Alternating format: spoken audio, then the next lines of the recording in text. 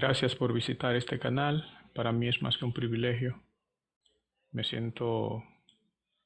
un placer que ustedes pues tengan la oportunidad de venir a este canal a compartir conmigo un momentito, donde estaremos leyendo las Sagradas Escrituras con la finalidad de poder entender eh, la palabra de Dios, como dice: lámpara es a mis pies tus palabras, lámpara es a mis pies tu palabra y lumbrera a mi camino. La palabra de Dios es como una lámpara que alumbra nuestro camino. Allí tenemos las instrucciones que tenemos que seguir para poder seguir en las pisadas del Maestro. Jesucristo es nuestro Maestro, nosotros somos sus discípulos y aprendemos de Él. Es en las Sagradas Escrituras donde encontramos sus enseñanzas, las enseñanzas de nuestro Señor y Salvador Jesucristo. Y hacemos bien con escuchar atentamente y poner por obra, por práctica, lo que el Señor Jesucristo nos enseña en las Sagradas Escrituras. Especialmente, prestando especial atención al Nuevo Testamento, sabemos que toda la Biblia, desde Génesis hasta Apocalipsis, es palabra de Dios. También sabemos que Dios habló a través de los profetas en tiempos pasados, pero que en estos últimos tiempos nos ha hablado a través de su Hijo Jesucristo, que se encuentran el Evangelio de Jesucristo en Mateo, Marcos, Lucas y Juan. También las epístolas o cartas de los apóstoles de Jesús, que vienen a confirmar y a expandir o las enseñanzas del Señor Jesús. Es decir, ellos vienen a amplificar las enseñanzas que ya el Señor Jesucristo había dado. La Biblia no se puede contradecir. Lo que las Sagradas Escrituras nos dice, todo está armoniza, debe haber una armonía en los textos de las Sagradas Escrituras. O sea que ellos no se contradicen, sino que se confirman, se complementan.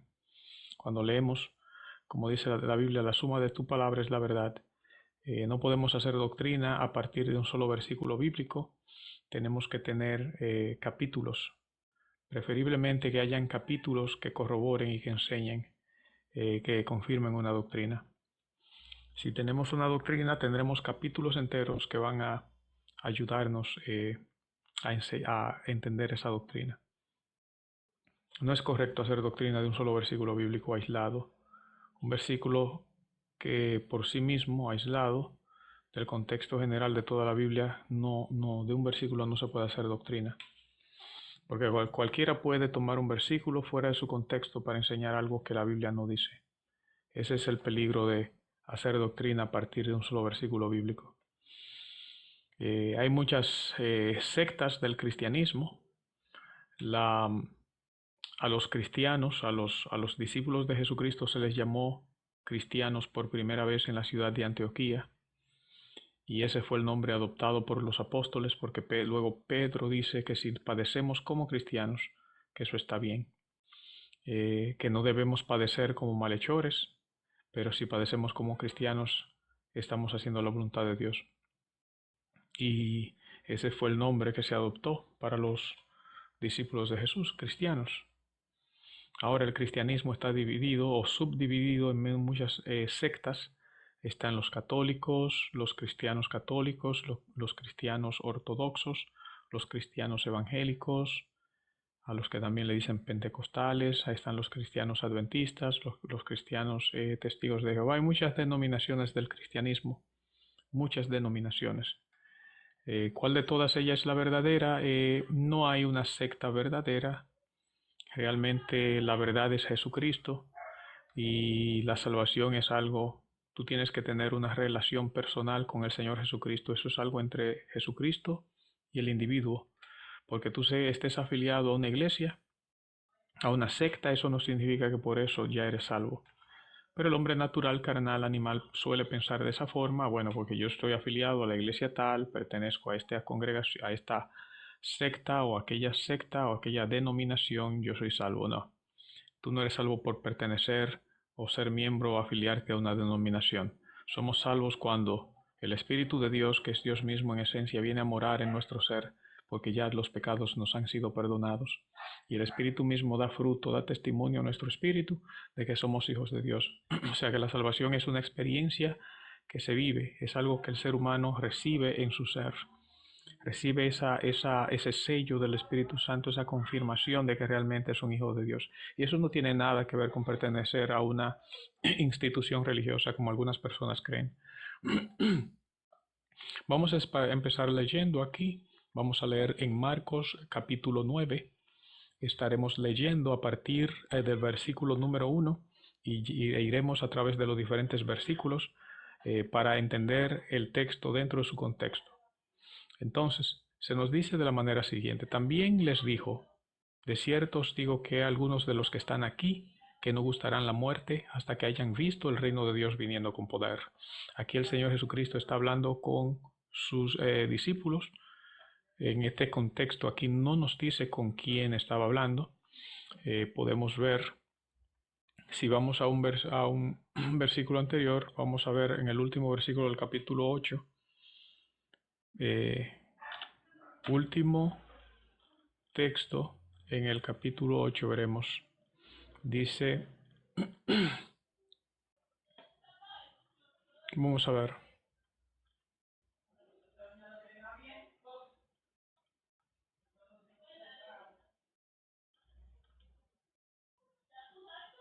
vamos a empezar a leer desde aquí. Vino luego a Bethsaida. El Señor Jesucristo vino a esta ciudad llamada Bethsaida y le trajeron un ciego. Le trajeron un hombre ciego, un no vidente, una persona que no podía ver. A este era ciego. Y dice el texto de la manera siguiente: y le rogaron que le tocase. Las personas rogaron a Jesús que tocase al ciego, porque ellos sabían que al toque de Jesús las personas recibían sanidad. Los ciegos recibían la vista, los sordos recibían el oído, la capacidad de oír. Y dice entonces, le rogaron que le tocase. Entonces tomando la mano del ciego, le sacó fuera de la aldea. Ahora vamos a ver por qué sacó Jesucristo a este ciego fuera de la aldea. Ese contexto no nos dice.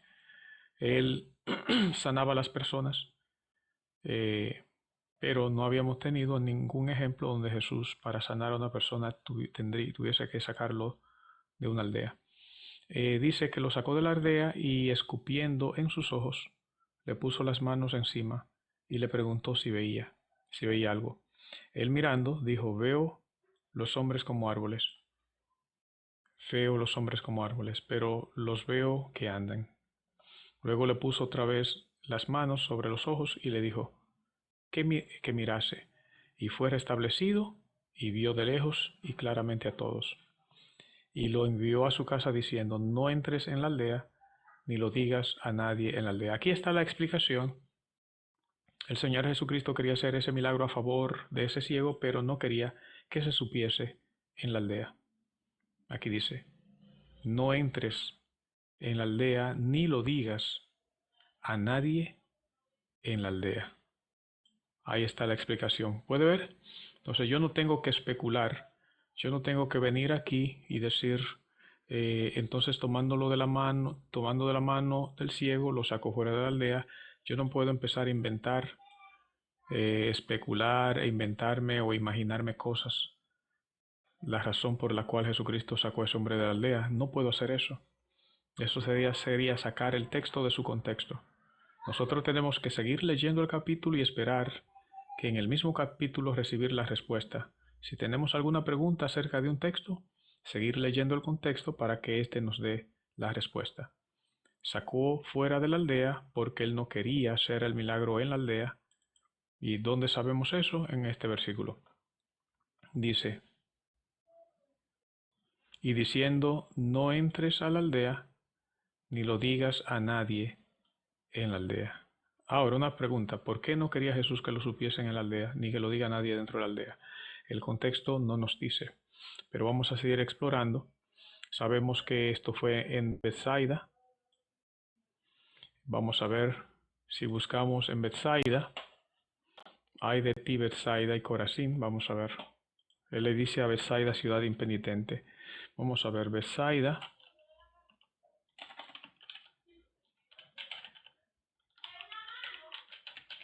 Vamos a ver.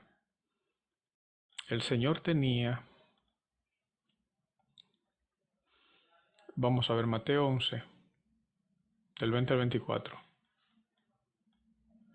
Aquí están los ayes sobre las ciudades impenitentes. Dice, Jesús comenzó entonces a reprender a las ciudades donde había hecho muchos de sus milagros.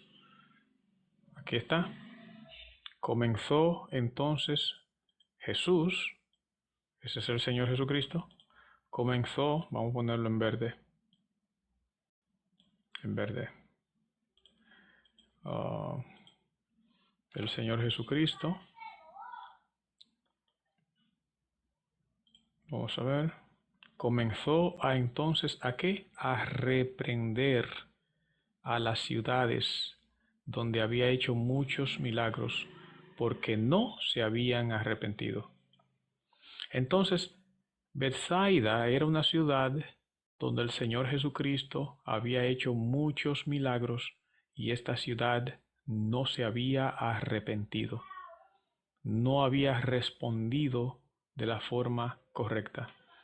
Cristo había hecho señales, milagros, portentos, maravillas en esa ciudad, en presencia de los moradores de Bethsaida, pero ellos no se habían arrepentido.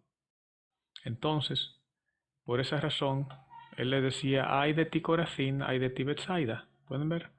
Ay de ti Bethsaida, ay de ti. Un aye es un lamento. Ay, ay, ay, ay, ay de ti. Un aye es un lamento donde el maestro se está lamentando por la calamidad, por la condenación que ha de venir sobre los moradores de esa ciudad, que se tendrá su cumplimiento, fiel cumplimiento el día del juicio, el día grande cuando Jesucristo se manifieste. El juicio es tal que el Señor Jesucristo mismo se lamenta de la calamidad y de la condenación que ha de sobrevenir a los habitantes de Bethsaida en el día del juicio. Y él dice, porque si en Tiro y en Sidón, si hubiesen hecho los milagros que se han hecho en ustedes, hace tiempo que en silicio y cubiertas en ceniza ya se habrían mostrado su arrepentimiento. Entonces él está comparando las ciudades de Corazín y de Bethsaida, la ciudad donde ya previamente le mostré que Jesucristo no quiso hacer un milagro dentro de esa ciudad. Dice que para no hacer el milagro en presencia de los hombres, dice que le trajeron un ciego y le rogaron que le tocase. Entonces, tomando la mano del ciego, lo sacó fuera de la aldea. Pueden ver cómo el Señor Jesucristo lo sacó fuera de la aldea para no hacer el milagro dentro de la aldea, porque el maestro estaba, estaba enojado, con un enojo entristecido con esa ciudad, porque ya él había hecho con esa aldea, había hecho muchos milagros en esa aldea y no se habían arrepentido. Eso es lo que le hemos mostrado. Pueden ver. Comenzó entonces a reprender a las ciudades donde había hecho muchos milagros porque no se habían arrepentido. Y les decía, ay de ti Corazín, ay de ti Bethsaida. Esos son los ayes. Los ayes son lamentos cuando tú sabes que algo terrible ha de acontecerle a las personas que moran en esa ciudad. Entonces, porque si en Tiro y en Sidón, esas eran ciudades antiguas, si en Tiro y en Sidón se hubiesen hecho los milagros que se han hecho en ustedes, hace tiempo que en silicio y cubiertas en ceniza, ellas habrían mostrado su arrepentimiento. Por tanto, les digo que en el día del juicio, ese es el día del juicio final, en el día del juicio, el castigo para Tiro y para Sidón, el castigo que vendrá sobre los moradores de Tiro y Sidón en el día del juicio, será más tolerable que para ustedes. O sea, que el castigo que viene sobre Tiro y Sidón es inferior. El castigo que viene sobre Corazín y Bethsaida, esas aldeas, será mayor que el castigo que ha de venir sobre Tiro y Sidón. Dice, y tú, Capernaum, que te elevas hasta el cielo, o Cafarnaum, que te elevas hasta el cielo, hasta el Hades serás abatida, porque si en Sodoma, ¿se acuerdan de la ciudad de Sodoma y Gomorra? Sodoma era la ciudad donde sodomizaban a los hombres, era una ciudad donde se practicaba abiertamente no puedo decirlo acá, la sexualidad contra naturaleza, y sodomizaban a los hombres. Dice, porque si en Sodoma se hubieran hecho los milagros que se han hecho en ti, hasta el día de hoy habría permanecido. Es decir, Si Dios le hubiese enviado un profeta a la gente, a las personas, a los de Sodoma y Gomorra, a los de Sodoma, en su tiempo, ellos habrían permanecido hasta el día de hoy y las ciudades no habrían sido destruidas. Eso es lo que le está diciendo el Señor Jesucristo. Si se hubieran hecho los milagros que se han hecho en ti, si los milagros que se hicieron en Cafarnaum o Cafarnaum se hubiesen hecho en Sodoma, entonces ¿qué? Hasta el día de hoy habría permanecido, no habrían sido destruidas. ¿Por qué? Porque las personas se habrían arrepentido. Por tanto, les digo que en el día del juicio, ese es el día del juicio final, el castigo para la tierra de Sodoma, para Sodoma, será más tolerable que para ti. Entonces vamos a explicar esto a ver si logran entender. El castigo de Dios es proporcional al conocimiento de la verdad. No es proporcional a al pecado. Vamos a explicar esto. Los habitantes de Sodoma y Gomorra, aunque eran ciudades donde se practicaban abominaciones, pecados que eran abominables, se practicaba la sodomía, los hombres habían abandonado el uso natural de las mujeres para vivir solo hombres con hombres, y eso era lo que a ellos les gustaba. A pesar de ese pecado, esa abominación, dice el Señor Jesucristo que si a las ciudades de Sodoma le hubiesen enviado un profeta o se hubiesen hecho los milagros que se hicieron en la tierra en Cafarnaum, que Sodoma y Gomorra, Sodoma habría permanecido hasta el día de hoy, porque se habrían arrepentido, ¿verdad? Como él dice, en silicio y ceniza. Pero como no se les envió un mensajero de Dios, un profeta, las ciudades fueron destruidas en ese momento. Y él está diciendo entonces a Cafarnaum que en el día del juicio, el castigo que ha de venir sobre los habitantes de Cafarnaum cuando se levanten en el juicio va a ser un castigo mayor, porque estos, a pesar de tener al Señor Jesucristo mismo, quien el mismo Hijo de Dios les predicó el mensaje de salvación e hizo todos los milagros y esas señales que indicativos de que Él era el Cristo, el Hijo de Dios, pero ellos no le creyeron. Por esa razón la condenación que viene sobre ellos es mayor, porque rechazaron al mismo Hijo de Dios. De modo que Dios no hace distinción entre un hombre que se roba $100 y un hombre que se roba $1000. Él no hace distinción entre el que se roba 1000 y el que se roba 10.000, o el que se roba 10.000 y el que sobre roba 100.000. Tanto el uno como el otro son ladrones para Dios.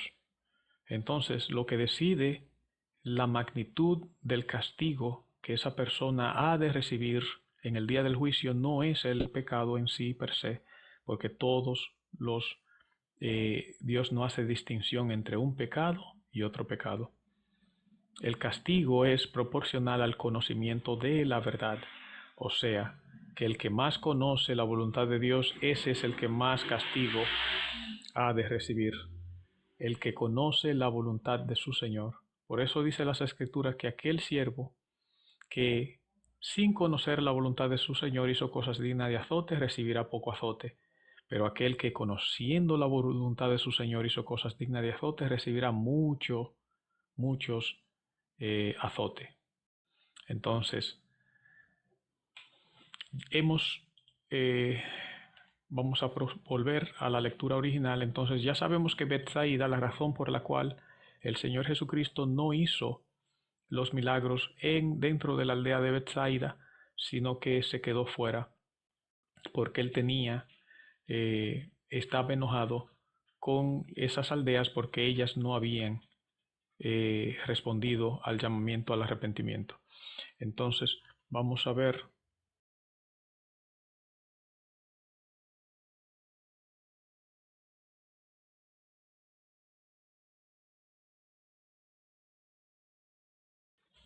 Vamos a seguir leyendo, entonces dice, vamos a leer una vez más a ver si podemos entender.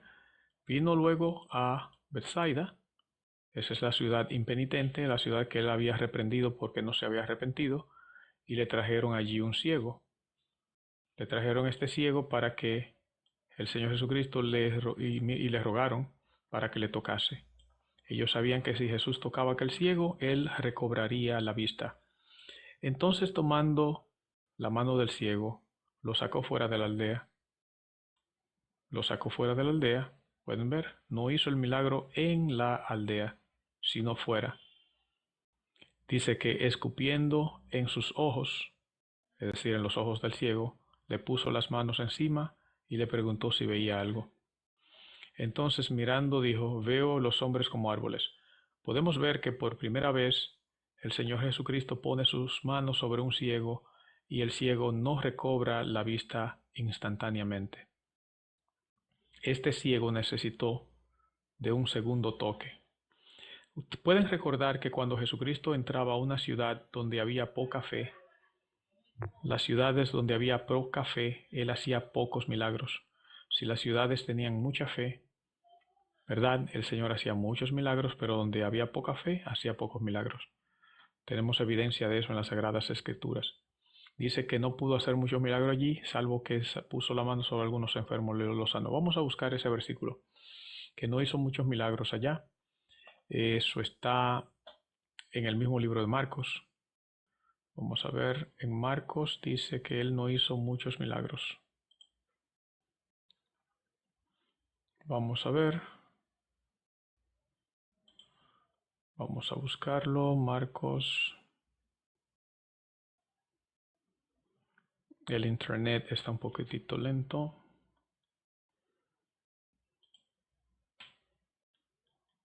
Está un poco lento.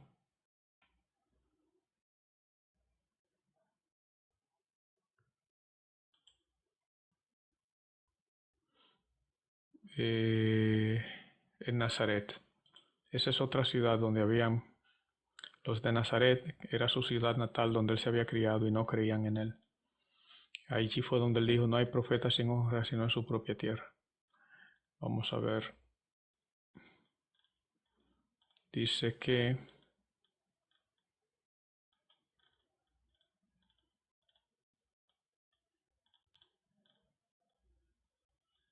pueden ver, vamos a ver esto. Terminada la travesía vinieron a la tierra de Genezaret. Dice, y arribaron a la orilla, y saliendo ellos de la barca, enseguida la gente le conoció, y recorriendo toda la tierra de alrededor, comenzaron a traer de todas partes enfermos en lechos, enfermos en lechos, a donde oían que estaba.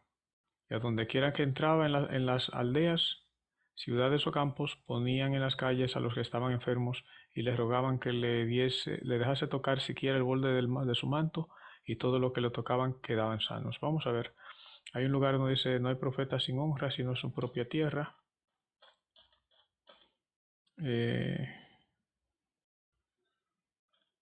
Profeta sin honra, sino en su propia tierra. Vamos a ver si es el 7.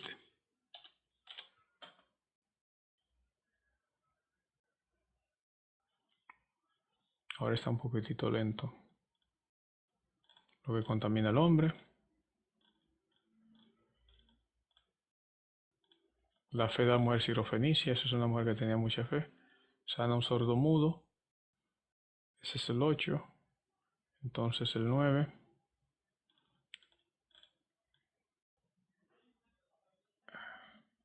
La demanda de una señal. Vamos a ver.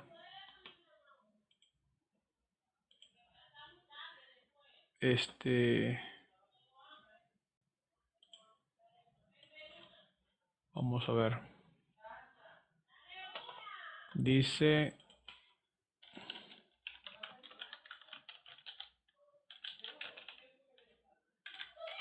vamos a ver, eso está Marcos 6, el versículo 4. Es en Marcos 6. Marcos 6. Aquí está. Dice, mas Jesús les decía, no hay profeta sin honra, sino en su propia tierra y entre sus parientes y en su casa. Y dice aquí, fíjense, no pudo hacer allí ningún milagro. Jesucristo no pudo hacer milagro en Nazaret, salvo que sanó unos pocos enfermos. O sea, hizo unos escasos milagros, pocos, poniendo sobre ellos las manos. Y dice, Jesús estaba asombrado ¿de qué? De la incredulidad de ellos. Cuando el Señor Jesucristo llegaba a una ciudad incrédula, donde había mucha incredulidad, como lo era Nazaret, o también lo era Betsaida, esa aldea de Betsaida, allí él no hacía muchos milagros. Por la incredulidad de ellos no hacía escasos o pocos milagros. Y en el caso de Betsaida, el milagro que hizo en favor de ese ciego, él lo tomó de la mano y lo sacó de fuera de la aldea, para no hacer el milagro dentro de la aldea, por causa de la incredulidad de ellos, porque ellos no habían creído, no se habían arrepentido, no habían aceptado que él era el Mashiach, el Cristo, y ni se habían arrepentido de sus pecados. Entonces, a causa de la incredulidad de ellos, ¿verdad? Estaba asombrado por la incredulidad de ellos. Ahí está. Entonces ahora podemos ver, él no pudo hacer milagros aquí en Betsaida por la incredulidad de ellos, por su corazón no arrepentidos, no habían aceptado el mensaje. Y cuando le rogaron que sanara a un hombre, para sanarlo lo sacó fuera de la aldea, porque había demasiado incredulidad en esa ciudad. Y él lo sacó en esa aldea, lo sacó fuera de la aldea. Mira aquí, lo sacó fuera de la aldea.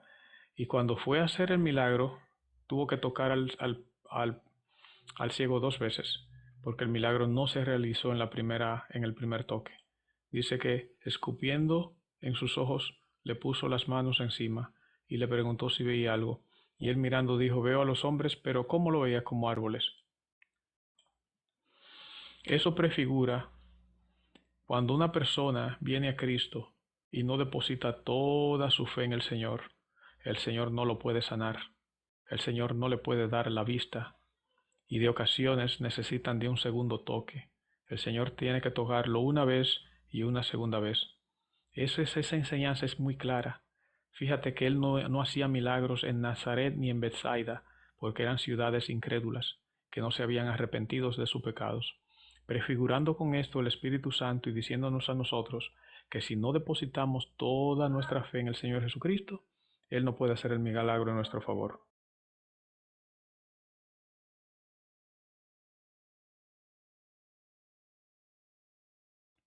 No hace el milagro en nuestro favor.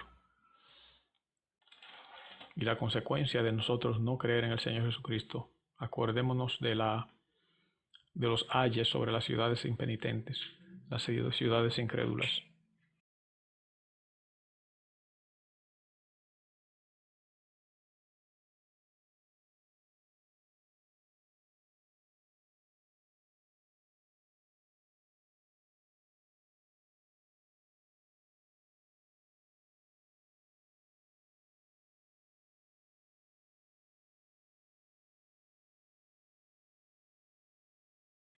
Déjame invitar a algunos de los hermanos a ver que están ahí conectados. Vamos a ver si Néstor. ¿Dónde estás, Néstor?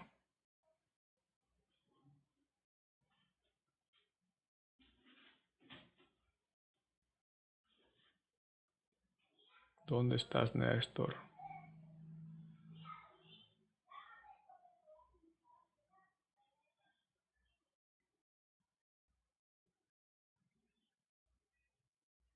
Bien. Entonces, ¿pueden ver? El maestro lo tocó al ciego. Primero lo saca de la ciudad, porque había demasiada incredulidad en esa aldea. Lo saca de la aldea Betsaida, porque había mucha incredulidad. Luego, escupiendo en sus ojos, le puso las manos encima, ¿verdad? Y le preguntó si veía algo. Porque el estupo o escupir es sinónimo de la humillación. tenemos que humillarnos bajo la poderosa mano de Dios para que Él nos exalte a nosotros cuando fuere tiempo. Entonces, esto es sinónimo de o simbolismo de la humillación. El Señor Jesucristo mismo también fue humillado.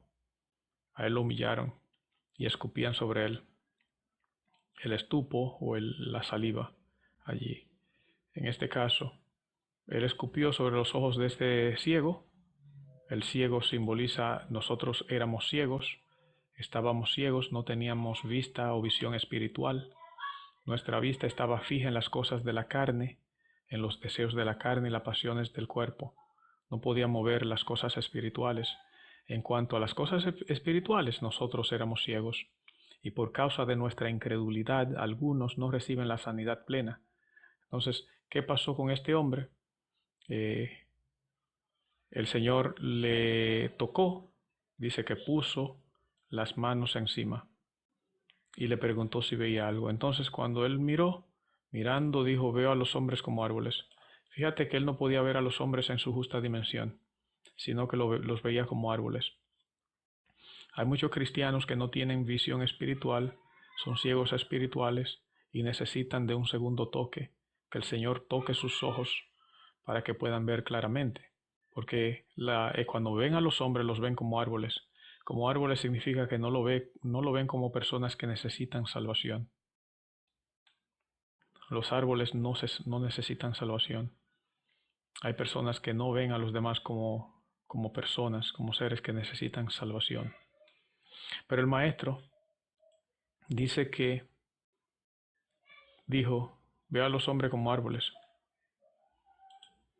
pero los veo que andan. O sea que eran hombres. Él veía que caminaban, pero la silueta o la figura era como de árboles. Luego le puso otra vez las manos sobre los ojos y le dijo que mirase. ¿Y qué dice el texto? Y fue restablecido y vio de lejos y claramente a todos. Este hombre recibió la sanidad plena de su ceguera espiritual, o digamos en este caso de su ceguera física, cuando el Señor lo tocó por segunda vez, con el segundo toque. Asimismo, muchos de nosotros necesitamos de un segundo toque, que el Señor Jesucristo vuelva a tocarnos para que podamos ver claramente, de lejos y de cerca, lo cual significa en sentido espiritual que todavía hay ligaduras de incredulidad en nuestros corazones, y porque tenemos esa incredulidad, el Señor no ha podido completar la obra de nuestra sanidad en nuestros corazones. Tenemos que arrepentirnos de nuestra incredulidad, y tenemos que aprender a confiar y a depositar toda nuestra confianza en el Señor para recibir de Él ese segundo toque, el toque definitivo que abrirá nuestros ojos espirituales. Entonces, vamos a ver. Entonces el Señor Jesucristo encomendó al ciego, le dijo que ya había recobrado la vista, y lo envió a su casa diciendo: no entres en la aldea, ni lo digas a nadie en la aldea. El maestro no quería que los de Bethsaida escucharan acerca de ese milagro. Una ciudad impenitente, para que se cumpliese lo que ya él había profetizado, que los de Bethsaida serían condenados en el día del juicio, porque no se habían arrepentido después de haber visto las señales, los prodigios y los milagros. Aún así no habían creído. Por esa razón. Luego seguimos leyendo y vemos la confesión de Pedro. A partir del versículo 27 vemos: salieron Jesús y sus discípulos por las aldeas de Cesarea de Filipo. Esta es otra aldea de Cesarea de Filipo.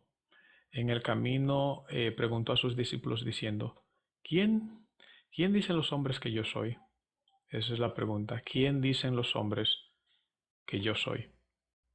Aquí el maestro está cuestionando a sus discípulos acerca de su identidad. ¿Quién soy yo? ¿Quién dicen los hombres que yo soy? Ellos respondieron: unos dicen Juan el Bautista, otros dicen Elías, otros alguno de los profetas. Esa era la opinión que tenían las personas, los los hombres de Jesús. Algunos pensaban que él era Juan el Bautista que había resucitado de entre los muertos. Eso también decía Herodes, que ese Jesús era Juan y que por eso actuaban en él esos poderes. Habían otras personas que decían que él era Elías, el profeta Elías del Antiguo Testamento, y otros decían que él era alguno de los profetas, es decir, podría ser Jeremías o Isaías, Jeremías, Ezequiel, Habacuc o Joel, cualquiera de esos profetas del Antiguo Testamento. Entonces él les dijo: ¿y vosotros quién decís que yo sois? Que yo soy. Ahora él le pregunta a los discípulos directamente: ¿y ustedes quiénes dicen que yo soy? Respondiendo Pedro le dijo: tú eres el Cristo. Pero él les mandó que no dijesen esto de él a ninguno. Esa es su identidad. Jesús es el Cristo, el Hijo del Dios viviente. Tú eres el Cristo, el Hijo del Dios viviente. Lo dice así en Mateo. Vamos a ver en Mateo cómo lo dice. En Mateo 16 lo dice de esta forma. La frase es mucho más larga. Él le dice, no sé, y les dijo: ¿y vosotros quién decís que yo soy? Respondiendo Simón Pedro dijo: tú eres el Cristo, el Hijo del Dios viviente. Esa es su identidad. Jesús es el Cristo, el Hijo del Dios viviente. Aquí dice tan solo: tú eres el Cristo, que es equivalente a lo mismo. El Cristo es el Hijo de Dios. Pero él les mandó que no dijesen esto de él a ninguno. Y comenzó a enseñarles que le era necesario al Hijo del Hombre padecer mucho. El Hijo del Hombre, o sea Jesús, el Hijo del Hombre padecer mucho y ser desechado por los ancianos y por los principales sacerdotes y por los escribas y ser muerto. Y resucitar después de 3 días. Este es el Evangelio. Él tenía que ser desechado por los ancianos, por los principales sacerdotes y por los escribas y ser muerto. Tenía que morir y luego resucitar. Ahí está. La muerte y resurrección del Señor Jesucristo. Ese es el centro, la espina dorsal del mensaje del Evangelio. Que Jesús el Cristo, el Hijo de Dios, vino al mundo y murió por nuestros pecados, y que resucitó al 3er día, y que luego ascendió a los cielos y se sentó a la diestra de Dios Padre en los cielos, y desde allí envió la promesa del Espíritu Santo. Ese es el Evangelio. Todo el que cree ese mensaje será salvo. Entonces, pueden ver, tenía que ser desechado por los principales sacerdotes y los ancianos, tenía que ser muerto, la muerte de cruz, y luego tendría que resucitar al 3er día, después de 3 días. Esto les decía claramente. Entonces Pedro le tomó aparte y comenzó a reconvenirle. Pero él, volviéndose mirando a los discípulos, respondió y dijo a Pedro: quítate de delante de mí, Satanás. Quítate de delante de mí, Satanás. Pedro le estaba diciendo: no, maestro, ¿cómo va a ser que tú vas a morir? ¿Cómo tú vas a ir a la cruz, maestro? Dice que entonces Pedro le tomó aparte y comenzó a reconvenirle. Reconvenirles, a exhortarle y decirle: no, maestro, ¿cómo es que tú te vas a dejar matar? ¿Cómo es que te va a ir de que a la cruz a morir y eso? ¿Cómo que tú te vas a...? Entonces dice, pero él, o sea, el Señor Jesús, volviéndose y mirando a los discípulos, reprendió a Pedro, lo reprendió en presencia de todos los discípulos para que todos entendiesen: quítate de delante de mí, Satanás. Allí Pedro era el adversario, Satanás. ¿Por qué? Porque no pones la mira, que dice, en las cosas de Dios, sino en las de los hombres. Ese es Satanás. Satanás es una mente natural, carnal, animal, diabólica. Una mente que solo piensa en las cosas de la carne y no puede meditar y pensar en las cosas de Dios, que son las cosas del Espíritu. No puede pensar en las cosas del Espíritu. Es imposible para una mente carnal, natural, animal, diabólica, poder meditar y pensar en las cosas de Dios. Entonces Jesucristo los reprendió: quítate de delante de mí, Satanás, es decir, adversario, porque no pones la mira en las cosas de Dios. Satanás no puede poner su vista en las cosas de Dios, sino en las cosas de los hombres. Y llamando a la gente y a sus discípulos les dijo: si alguno quiere venir en pos de mí, niéguese a sí mismo y tome su cruz y sígame. Entonces, aquí está la condición. Hay una condición. Si alguno quiere venir en pos de mí, si alguno quiere ser mi discípulo, si alguno quiere ser mi aprendiz, mi discípulo, seguirme, si alguno quiere venir en pos de mí, lo primero que tiene que hacer es niéguese a sí mismo. Luego, tome su cruz y luego sígame.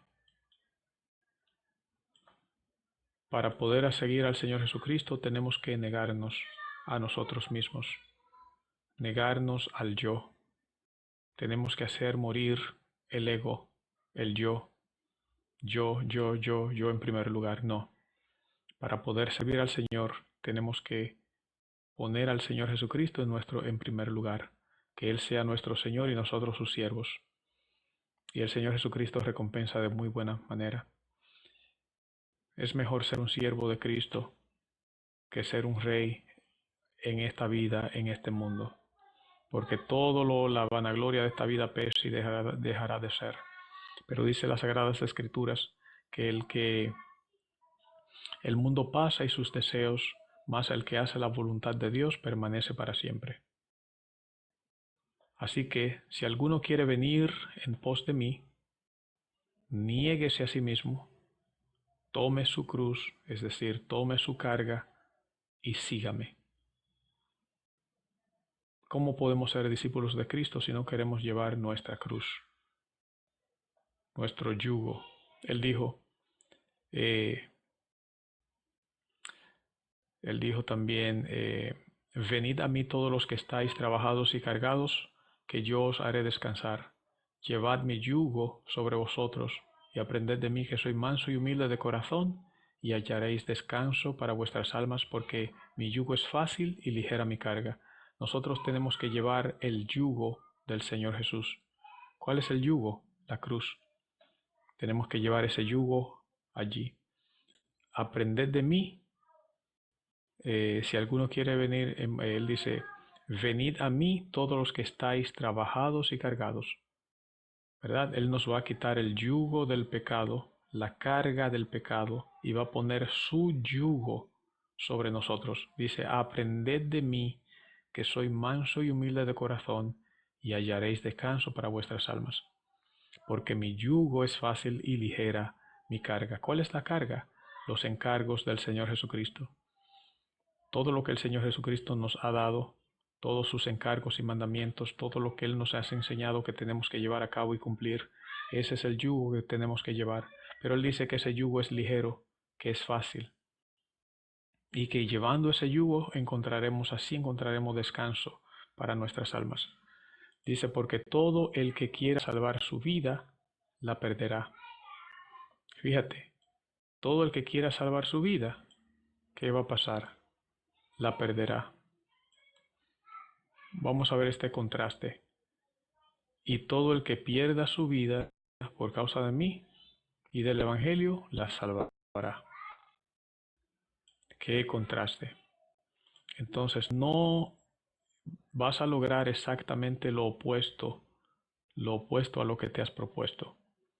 Si tú te quieres salvar, si quieres salvar tu vida, el que quiera salvar su vida, quiere decir el que quiera salvar su vida humana, carnal, natural en este mundo, lo que va a hacer es que la va a perder. Pero todo el que pierda su vida por causa de Jesucristo y del Evangelio, entonces la salvará. Perder la vida es cuando tú te niegas a ti mismo y pones al Señor Jesucristo en primer lugar. Ganar la vida es cuando tú te pones a ti, tú mismo en primer lugar. Y eso es lo que Él dice. El que quiera salvar su vida la perderá. Pero el que la pierda por causa de Jesús y del Evangelio de Jesús, entonces ¿qué pasará? La salvará. Cuando posponemos nuestra propia vida, nuestros deseos, nuestras aspiraciones, nuestros sueños, los posponemos y los ponemos en segundo lugar con tal de darle prioridad, el primer lugar, al Señor Jesucristo y a su Evangelio, entonces nosotros perdemos nuestras vidas, pero ganamos la vida eterna. Porque dice, ¿qué aprovechará el hombre si ganare todo el mundo y perdiere su alma? ¿O qué recompensa dará el hombre por su alma? Bien, ¿de qué te aprovecha a ti ganarte todo el mundo? Llegar a ser el rey del mundo, pero al final en la postrimería terminar viviendo eternamente separado de Dios en el basurero, en el Gehenna o el infernus. ¿De qué le sirve al hombre eso? Entonces, ¿de qué te aprovecha ser rey aquí y ser un miserable allá? Acuérdate de Lázaro. El hombre rico tenía su riqueza aquí en la tierra y Lázaro tenía pobreza en la tierra, pero el asunto se revirtió en el reino de los cielos. Entonces el que era rico aquí era pobre y miserable allá, y el que era pobre aquí era rico allá, porque Dios ha escogido a los pobres de este mundo para que sean ricos en fe y herederos de la promesa, herederos del reino de los cielos. Entonces, aquí dice, porque ¿qué aprovechará el hombre si ganare todo el mundo y perdiere luego su alma? ¿O qué recompensa dará el hombre por su alma? ¿Puede ver? Si tú te ganas todo el mundo y luego pierdes la vida, ¿qué tú puedes dar en rescate por tu vida? El mundo. No, pero el mundo fue ya, el mundo no puede poner el mundo por tu vida. Eso es lo que te das preguntando el texto. Porque ¿qué de aprovecha el hombre si ganare todo el mundo y perdiere su alma? ¿O qué recompensa dará el hombre por su alma? ¿Qué va a devolver el mundo? No, porque el que se avergonzare de mí y de mis palabras en esta generación adúltera y pecadora, el Hijo del Hombre se avergonzará también de él cuando venga en la gloria de su Padre con sus santos ángeles. Entonces aquí él está hablando de una persona que se avergüenza de hablar de Jesús. Se avergüenza de decir, yo soy cristiano, yo soy discípulo de Cristo, yo creo en Jesús, yo creo en el Evangelio. Es precisamente lo mismo que él viene diciendo desde el principio. Cuando dice, vamos a ver cómo él dice aquí, si alguno quiere venir en pos de mí, tiene que negarse a sí mismo, tomar su cruz y sígame, porque todo el que quiera salvar su vida la perderá, y todo el que pierda su vida por causa de mí del Evangelio. Perder la vida por causa de mí y del Evangelio. Como ya dijimos, posponer nuestros deseos, aspiraciones, sueños, para darle el primer lugar a Cristo Jesús y a su Evangelio, el mensaje de salvación. Cuando hacemos esto estamos perdiendo nuestra vida. Perder la vida en el contexto aquí es poner tu vida en segundo lugar o entregarlo todo por Jesús. Eso es perder la vida. Entonces aquí por eso te dice que porque el que se avergonzare de mí y de mis palabras en esta generación adúltera, si yo me avergüenzo de Jesucristo y del Evangelio, ahora en esta generación adúltera y pecadora, que dice el Hijo del Hombre, ¿qué va a ser el Hijo del Hombre? Se avergonzará también de él, de ese hombre, cuando venga en la gloria de su Padre con los santos ángeles, naturalmente. Así que hemos terminado Marcos capítulo 9. Vamos a ver si alguna persona quiere hacer alguna pregunta. Yo tengo aquí exacto, lo tengo también. Tengo el TikTok en la computadora también. Vamos a invitar a ver si alguien quiere participar y hacer alguna pregunta.